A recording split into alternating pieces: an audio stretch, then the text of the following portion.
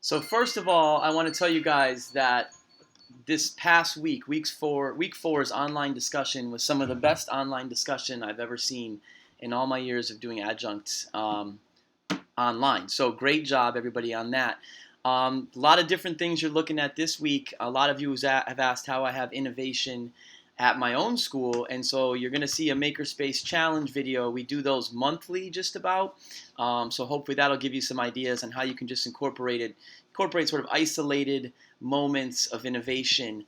Whether you do it as a school, like you'll see, we did it in the makerspace. We built two makerspaces in my school, one in the library and one in a classroom. We have all sorts of materials there. Some of it's like arts and crafty, all the way up to we have a laser cutter. We got a grant for a $10,000 laser cutter. We have multiple 3D printers. So a true makerspace really runs the gamut of arts and craft all the way up to things like laser cutters. So you're going to see one way we use the makerspace, which is what what you'll see in that video. And we also have a lot of teachers that go in and use those maker spaces for long-term projects, for building and creating, for problem-based thinking, all of the above. And we have had other schools come and check it out and try to emulate it in different ways. And we learned it. I went to a school in Bourne, out by the Cape. They had a great makerspace set up. So me and another principal went out there, networked with them, learned from them as mentors, and created the makerspaces that we have now at Birchland Park.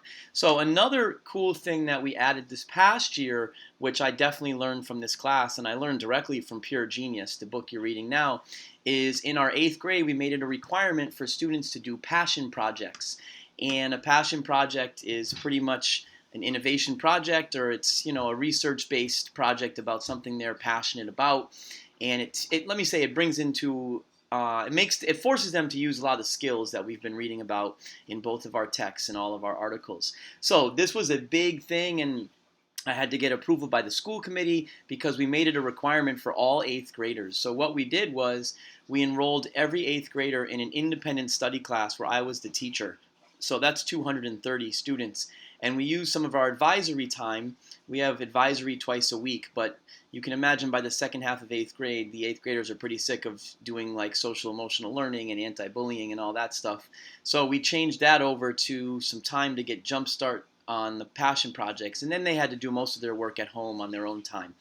But we got approval. We did it this first year, and it went great. So I'm going to take you through a couple of different resources that helped us. So this was the project description that I brought to school committee, and you can sort of read it slowly, that every 8th grade student will complete a passion project. This project will entail choosing a topic which they feel passionate about, researching the topic, making a connection with someone to learn more about this topic, and then making an 8 to 10 minute presentation synthesizing all of the above to teach others about the topic. So they had to come up with a passion, they had to research, they had to connect to someone else like a mentor, and they had to make a presentation. You can see I listed different standards that this would hit. A lot of you are always wondering, how do we tie these things to standards? Well, even as principal, that's what I had to do, was tie this idea to different standards. And it's very easy to tie most things to standards. Then I talked about all the things we would give them. We gave them a graphic organizer to help them choose and develop a focus. We gave them access to databases for the research component. I'll show you a work checklist that helped guide them through it. We had a rubric they saw. We had an exemplar of a project. I actually did a video exemplar of myself doing a passion project on Larry Bird, and that next year I'll be able to show videos that we took of kids giving these projects, but this year we didn't have any, obviously, because it was year one, so I actually did one myself, which was good, to be honest, for my teachers to see too, because they saw me fully diving into this thing that I was trying to lead from the principal level. And then we had them watch some TED Talks. So students started it in March. We gave them some time, but as it got closer in June for their presentations, some teachers even gave them time in classes. But we did say most of this is done on your own time. And then we put them in this independent study class, like I said. There's a 20-point rubric, which I'll show you in a minute, and they had to score a 12 out of 20 or above on the rubric to get a P for a passing grade. So it was a pass-fail class. I will tell you that out of 200 and something kids that did this, only 3 were below a 12. And what I did in the MIT style with those is I met with those 3 kids individually, gave them a couple extra days, had them re-present their projects to just me and one other person to see if they could get up over the threshold of 12 out of 20, and they did. So this was the work checklist that we gave students here. Before creating your presentation, they had a planning form they had to get signed. They had to prepare questions to ask their expert. They had to make contact with the expert. They had to find at least 3 to 5 text resources, and you can see the different due dates for all of these. And their advisory teacher would check off if they had proven they got it done. And then there was some guidance here on how to make the slideshow that they would use if they chose. 99% of them use a slideshow.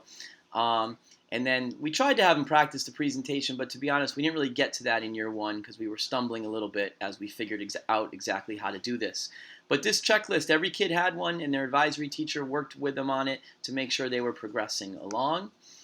And let's see.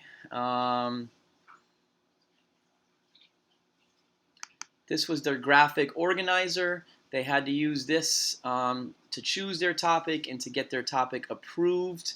And then to plan questions to ask their mentor. So what is the passion that you will be sharing with others in this presentation? Why are you passionate about this topic? List at least 8 things you know about this passion. List 3 experts in the topic that you will try to get in touch with to learn more. So that was just sort of the beginning, sort of got them going. Let's see if it shows up better here. I must have made it. Yeah, this was the one we actually handed out. List at least 8 questions.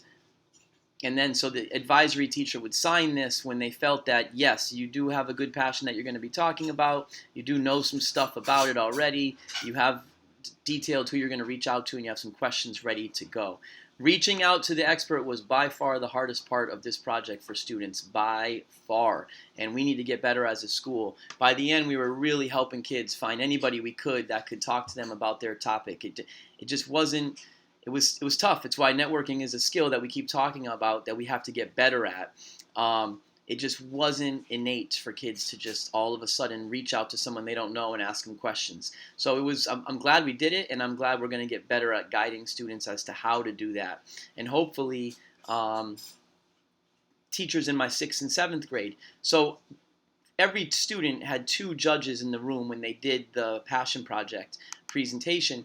And I had all the teachers in the school spend some time as judges. So the reason I'm saying that is the 6th and 7th grade teachers saw these projects, which I thought was really important.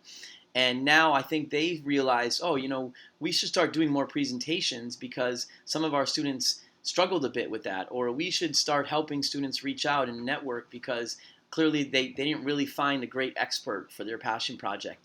So this was the Passion Project Judges Guidelines. I handed this out to all the judges before they went in to do their judging.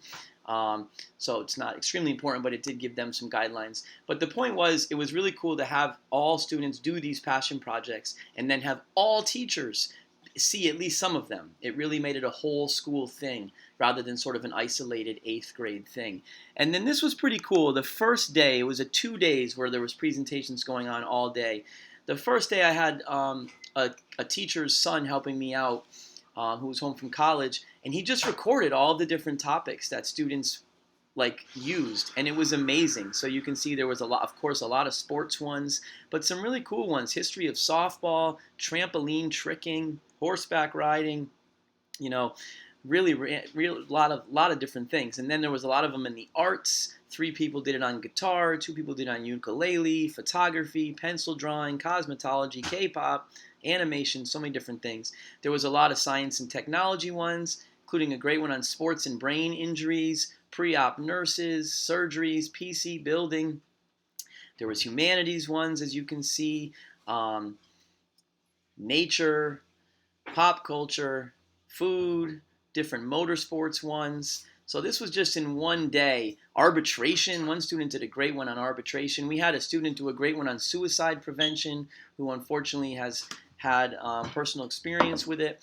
So a lot of really cool topics came out of it. It's amazing what 8th graders will do if you just sort of give them freedom. We've been talking about choice, and we did it, and I can say in year 1 it was more successful than I ever dreamed it could be in year 1. So obviously a lot went into this. You can see I also asked for feedback from the teachers afterwards to get better ideas for how we can improve this next year. But all in all, over 2 days in June, 230 eighth graders presented their passion projects. A lot of them were, some of them certainly it was clear they had started it 2 days ago. But a lot of them had poured so much into this, and I can't wait to put together sort of a highlight reel of different videos that were the best. And they did a great job. So you've been asking, and I'm trying to share this week especially, we have the Makerspace Challenges. We've built 2 Makerspaces, and now we have passion projects as a requirement in 8th grade. So hope everybody enjoys the different things you're reading and watching this week. Hope everybody's still enjoying some summer, and only 2 weeks left. So have a good week, have a good weekend, and look forward to reading more of your great thoughts and input soon.